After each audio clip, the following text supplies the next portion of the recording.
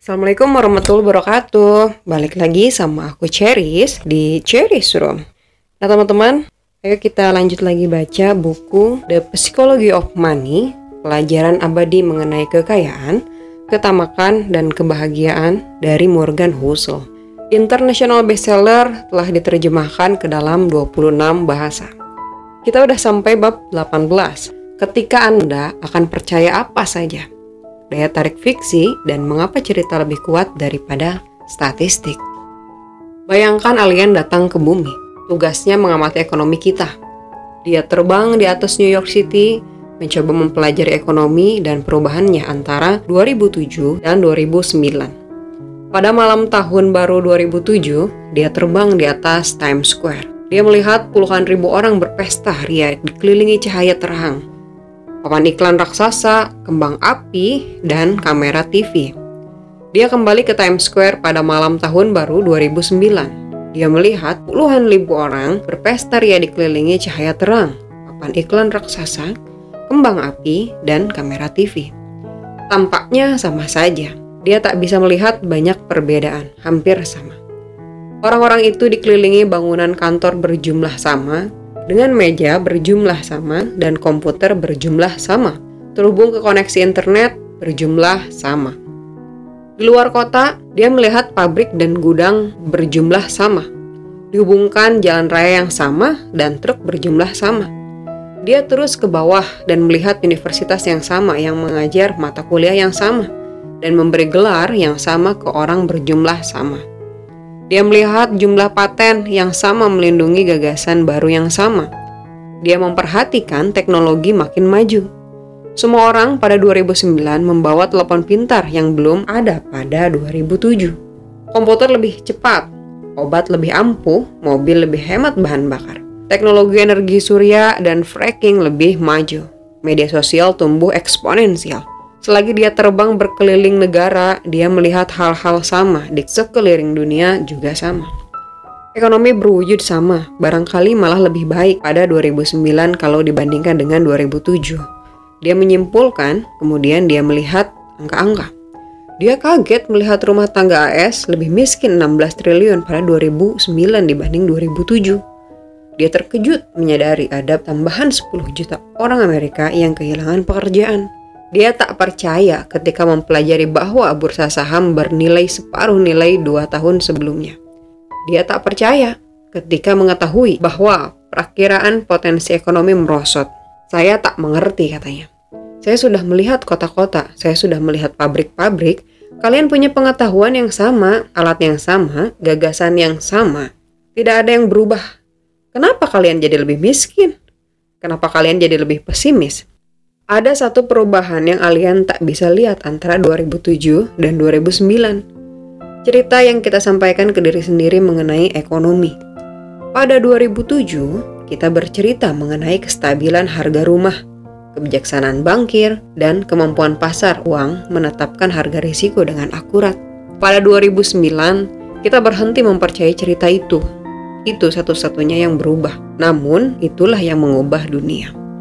Sesudah narasi bahwa harga rumah akan terus naik patah, KPR macet bertambah, kemudian bank kehabisan uang, sehingga mengurangi pinjaman ke bisnis lain menyebabkan PHK, menyebabkan pengurangan belanja, menyebabkan lebih banyak PHK, dan seterusnya.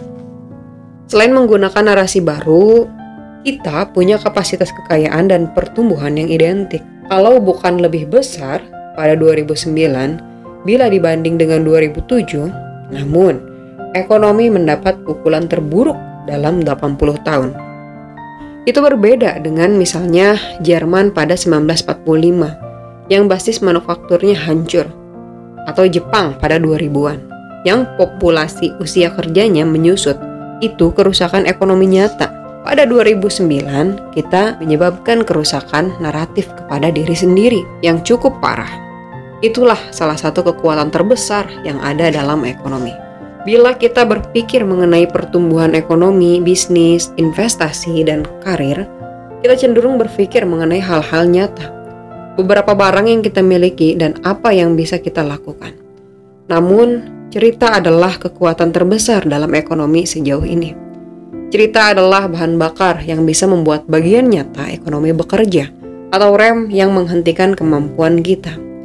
Di tingkat personal, ada dua hal yang perlu diingat mengenai dunia yang didorong cerita ketika mengelola uang Anda.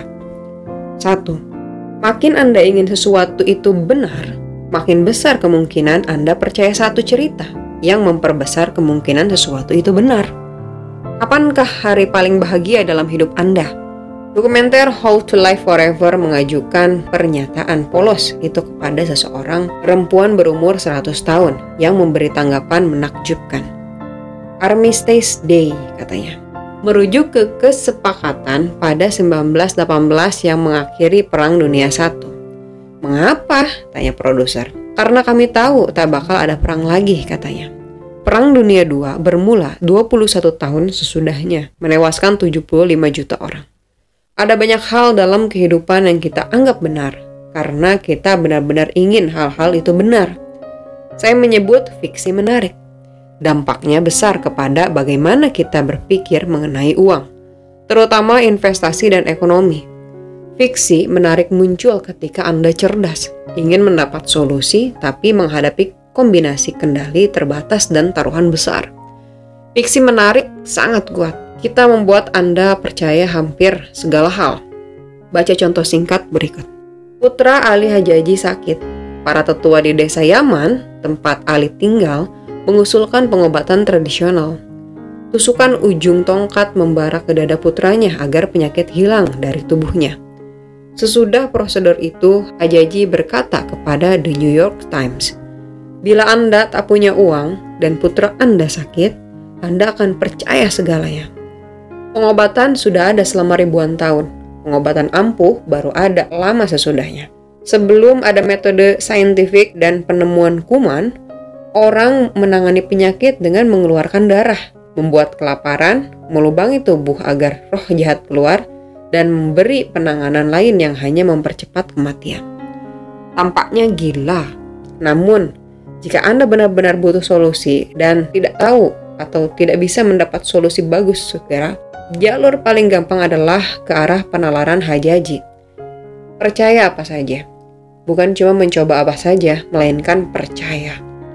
Pada masa wabah besar London, Daniel Defoe menulis pada 1722. Orang lebih suka ramalan dan astrologi, mimpi dan dongeng daripada sebelumnya. Almanak menakutkan bagi mereka. Tiang rumah dan pojok jalan ditempeli selebaran dari dokter. Dan orang-orang yang tak tahu apa-apa tapi mengajak orang agar berobat ke mereka. Biasanya bertuliskan muluk, pil pencegah wabah, pasti ampuh. Obat infeksi dijamin manjur. Pelindung hebat dari hawa jahat. Wabah itu membunuh 1/4 penduduk London dalam 18 bulan. Anda akan percaya hampir segala hal ketika taruhannya sebesar itu.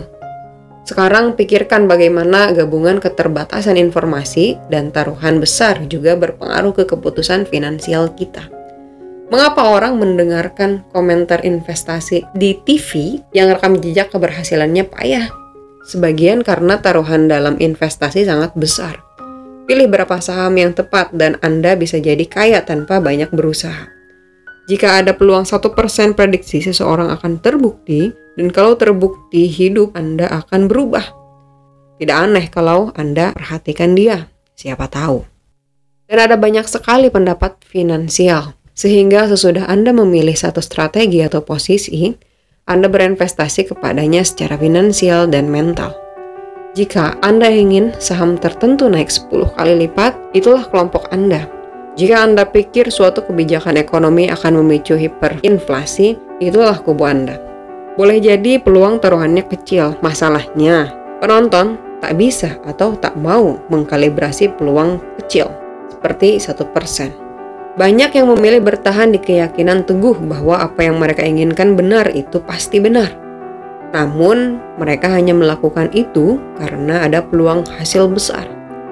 Investasi adalah satu di antara sedikit bidang yang menawarkan kesempatan imbalan ekstrim setiap hari. Orang percaya tipu-tipu finansial lebih sering daripada misalnya tipu-tipu ramalan cuaca, karena imbalan atas prediksi tepat arah bursa saham minggu depan itu berbeda dengan imbalan atas memprediksi apakah minggu depan cerah atau hujan. Pertimbangkan bahwa 85% reksadana mutual aktif mendapat hasil di bawah patokan selama 10 tahun sampai 2018. Angka itu sudah cukup stabil selama beberapa generasi.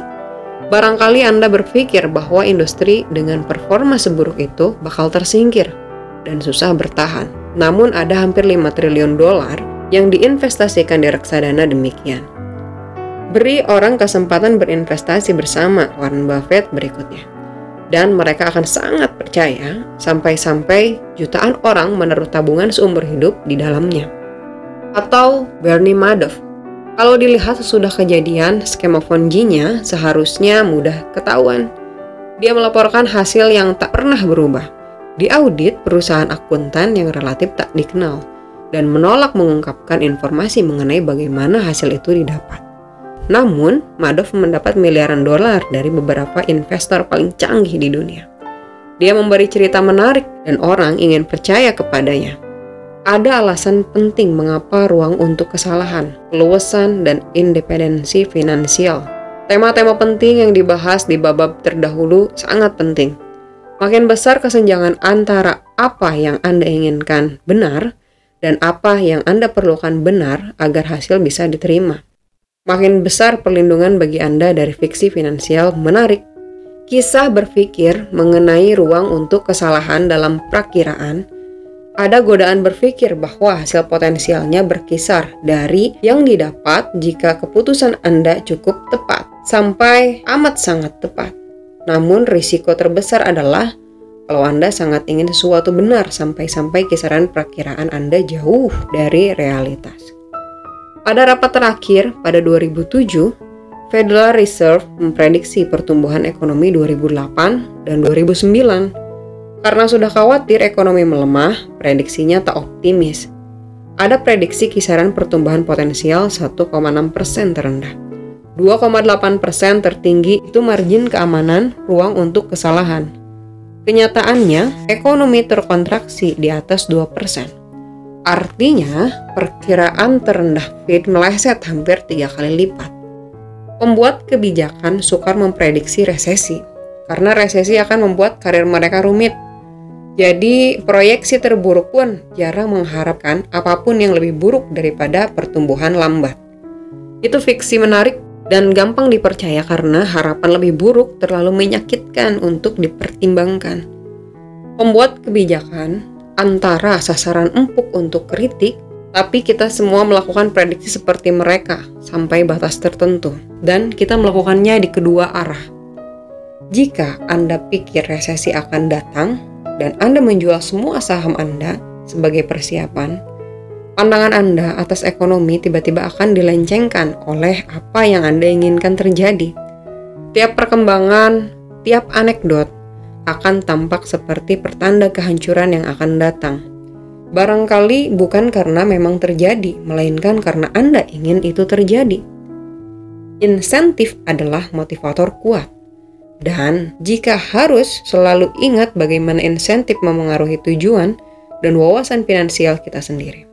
Ingat, tak ada kekuatan lebih besar dalam keuangan daripada ruang untuk kesalahan.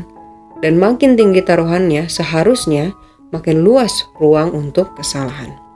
2. Semua orang punya pandangan yang tak lengkap atas dunia. Namun, kita membentuk narasi utuh untuk mengisi kekosongannya.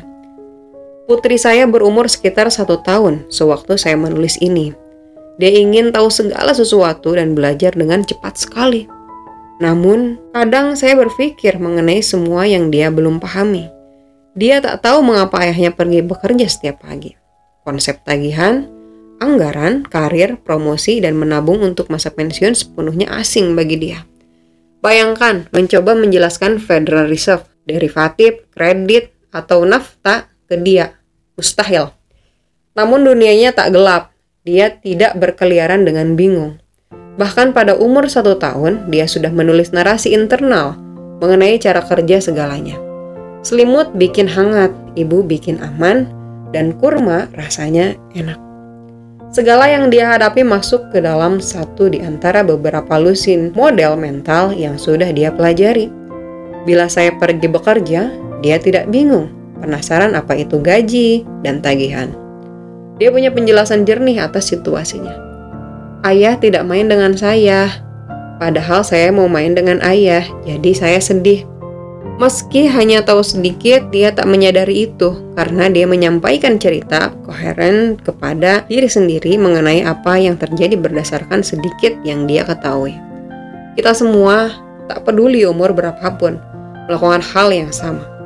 Seperti putri saya tak mengetahui apa yang saya tak ketahui. Jadi, saya juga sama rentannya menjelaskan dunia melalui model mental terbatas yang saya punya. Seperti dia, saya mencari penyebab yang paling bisa dimengerti di segala hal yang saya hadapi. Dan seperti dia, saya keliru di banyak hal karena saya tahu lebih sedikit mengenai cara kerja dunia daripada yang saya pikir saya ketahui. Itu berlaku bagi kebanyakan subjek berbasis fakta. Misalnya sejarah.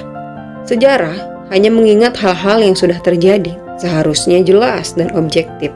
Namun, seperti ditulis B. Liddell Hart di buku Why Don't We Learn From History, sejarah tak bisa ditafsirkan tanpa bantuan imajinasi dan intuisi. Bukti begitu banyak sehingga kita tak bisa memilih.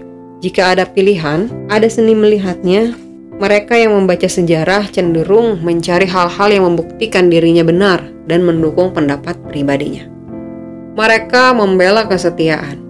Mereka membaca dengan niat mencari pembenaran atau menyerang. Mereka menolak kebenaran yang tak nyaman karena semua orang ingin ada di sisi baik. Sebagaimana kita mengawali perang untuk mengakhiri segala perang. Daniel Kahneman pernah memberitahu saya mengenai cerita yang disampaikan orang ke dirinya sendiri untuk mengerti masa lalu. Dia berkata, kilas balik, kemampuan menjelaskan masa lalu memberi kita ilusi bahwa dunia bisa dimengerti. Kilas balik memberi kita ilusi bahwa dunia masuk akal, bahkan ketika tidak masuk akal. Itu banyak menghasilkan kesalahan di berbagai bidang. Sebagian besar, bila menghadapi sesuatu yang mereka tak pahami, tak menyadari bahwa mereka tak memahaminya karena mereka bisa mengajukan penjelasan yang masuk akal berdasarkan sudut pandang dan pengalaman unik mereka sendiri di dunia. Meski pengalaman itu bisa terbatas, kita semua ingin dunia rumit, tempat hidup kita ini bisa dimengerti. Jadi, kita bercerita kepada diri sendiri untuk mengisi kekosongan di hal-hal yang kita tak ketahui. Cerita-cerita itu bisa berpengaruh menarik sekaligus mengerikan secara finansial pada kita. Bila saya buta mengenai sebagian cara kerja dunia, saya mungkin sepenuhnya salah paham mengenai perilaku bursa saham, sehingga terlalu percaya diri dengan kemampuan saya mengetahui apa yang mungkin terjadi berikutnya. Sebagian alasan perakiraan bursa saham dan ekonomi sangat sukar dilakukan adalah karena Anda adalah satu-satunya orang di dunia yang berpikir dunia bekerja sesuai pemahaman Anda. Ketika Anda membuat keputusan berdasarkan alasan yang saya tidak pahami, saya bisa meniru keputusan Anda yang tepat bagi Anda, tapi membawa bencana bagi saya. Seperti kita lihat di bab 16, itulah cara gelembung terbentuk. Menyadari seberapa banyak yang Anda tak ketahui berarti menyadari betapa banyak hal di dunia yang di luar kendali Anda. Dan itu bisa sukar diterima. Pikirkan perakiraan pasar, kita sangat payah dalam melakukannya. Saya pernah menghitung bahwa jika Anda berasumsi saja bahwa pasar naik sebesar rata-rata sepanjang sejarah tiap tahun, akurasi Anda lebih baik daripada jika Anda mengikuti rata-rata perakiraan tahunan 20 ahli strategis pasar top dari bank-bank besar Wall Street. Kemampuan kita memprediksi resesi tak lebih baik, dan karena peristiwa-peristiwa besar datang tanpa terduga, perakiraan bisa menyebabkan lebih banyak kerugian daripada keuntungan. Karena memberi ilusi prediktabilitas di dunia di mana peristiwa tak terduga mempengaruhi sebagian besar hasil, Carl Richard menulis, risiko adalah apa yang tersisa sesudah Anda pikir Anda sudah memikirkan segalanya. Orang tahu itu. Saya tak pernah bertemu investor yang benar-benar berpikir perakiraan pasar secara keseluruhan akurat atau berguna. Namun, masih ada permintaan besar untuk perakiraan di media dan dari penasihat keuangan. Mengapa? Ahli psikologi Philip Tetlock pernah menulis, Kita perlu percaya bahwa kita hidup di dunia yang bisa diprediksi dan bisa dikendalikan. Jadi, kita mencari orang-orang yang kedengarannya paham dan menjanjikan memuaskan kebutuhan. Memuaskan kebutuhan itu adalah cara bagus menyampaikannya. Ingin percaya kita memegang kendali adalah rasa gagal emosional yang perlu digaruk, bukan masalah analitis untuk menghitung dan dijawab. Ilusi kendali lebih meyakinkan daripada realitas ketidakpastian. Jadi, kita memegang erat cerita bahwa hasil ada dalam kendali kita. Sebagiannya berhubungan dengan percampuradukan bidang yang presisi dan bidang yang tak pasti. Wahana antariksa New Horizon NASA melewati Pluto 2 tahun lalu. Perjalanannya sejauh 5 miliar kilometer, menghabiskan waktu 9,5 tahun. Menurut NASA, perjalanan itu butuh semenit lebih cepat daripada diprediksi ketika wahana diluncurkan pada Januari 2006. Pikirkan itu, dalam satu perjalanan selama satu dasawarsa yang belum pernah diuji, perakiraan NASA 99,99% akurat. Itu ibarat memperkirakan perjalanan dari New York ke Boston dan akurat sampai 1/4 juta detik. Namun, astrofisika adalah bidang yang presisi. Astrofisika tak dipengaruhi tingkah pola dan emosi manusia seperti keuangan, bisnis, ekonomi, dan investasi adalah bidang-bidang dengan ketidakpastian. Banyak sekali dipengaruhi keputusan yang tak gampang dijelaskan dengan rumus yang bersih, seperti perjalanan ke Pluto. Namun, kita mati-matian menginginkannya seperti perjalanan ke Pluto, karena gagasan insinyur NASA memegang kendali 99,99% hasil itu indah dan menyenangkan. Saking menyenangkannya, kita tergoda bercerita kepada diri sendiri mengenai seberapa banyak kendali yang kita miliki di bagian lain kehidupan kita, seperti uang. Kahneman pernah menjelaskan jalan yang diambil cerita-cerita itu. Bila merencanakan, kita memusatkan perhatian ke apa yang kita ingin lakukan dan bisa lakukan. Mengabaikan rencana dan keahlian orang lain yang memutuskannya boleh jadi mempengaruhi hasil kita. Dalam menjelaskan masa lalu dan memprediksi masa depan, kita fokus ke peran keahlian dalam sebab akibat dan mengabaikan peran keberuntungan. Kita memperhatikan apa yang kita ketahui dan tak memperhatikan apa yang tak kita ketahui, membuat kita terlalu percaya diri dengan kepercayaan kita. Dia menjabarkan bagaimana itu berdampak kepada bisnis. Saya beberapa kali bertanya ke pendiri dan pegawai perusahaan rintisan inovatif, sampai mana hasil usaha Anda bergantung kepada apa yang Anda lakukan di perusahaan? Itu jelas pertanyaan mudah. Jawabannya datang dengan cepat dan tidak pernah di bawah 80%. Bahkan, bila mereka tak yakin akan berhasil, orang-orang pemberani itu berpikir nasib mereka hampir sepenuhnya di tangan mereka sendiri. Mereka jelas keliru. Hasil suatu perusahaan rintisan juga bergantung kepada pencapaian persaingan dan perubahan pasar. Bukan hanya usahanya sendiri, namun wira swasta secara alami memusatkan perhatian ke apa yang mereka paling tahu. Rencana dan tindakan mereka, serta ancaman dan kesempatan yang paling dekat, seperti ketersediaan pendanaan, mereka tak perlu tahu banyak mengenai pesaing, sehingga menganggap wajar membayangkan masa depan di mana persaingan tak berperan besar. Kita semua begitu, sampai batas tertentu. Dan seperti putri saya, itu tak mengganggu kita sedikit pun. Kita tak berkeliaran dengan membuta dan bingung. Kita harus berpikir bahwa dunia tempat kita berada itu masuk akal, berdasarkan apa yang kebetulan kita ketahui. Anda sukar untuk maju jika merasa yang sebaliknya. Namun, bagaimana dengan alien yang berkeliling bumi, yang percaya dia tahu apa yang terjadi berdasarkan apa yang dia lihat, tapi ternyata sepenuhnya keliru karena dia tak tahu cerita yang terjadi di dalam kepala semua orang. Dia adalah kita semua. Nah teman-teman, kita udah mau di ujung bab di buku ini. Terus semangat ya, masih semangat kan dengerinnya? Kalau misalkan kalian masih semangat dengerin, aku juga bakal semangat bacain. Jangan lupa subscribe ya teman-teman. Next bukunya aku bocorin deh, aku mau baca buku apa, yaitu Filosofi Teras. Assalamualaikum warahmatullahi wabarakatuh, see you.